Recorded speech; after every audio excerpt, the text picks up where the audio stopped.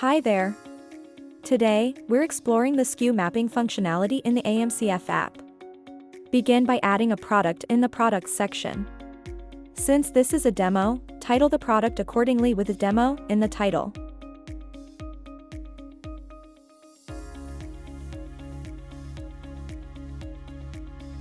Scroll down, fill in the details like price, and enter the SKU serial number.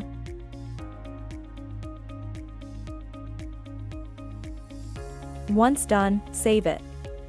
Next, head over to the Product Linking section in AMCF app. Sync the item, and click on Update to map the product. Enter the Amazon SKU code and submit.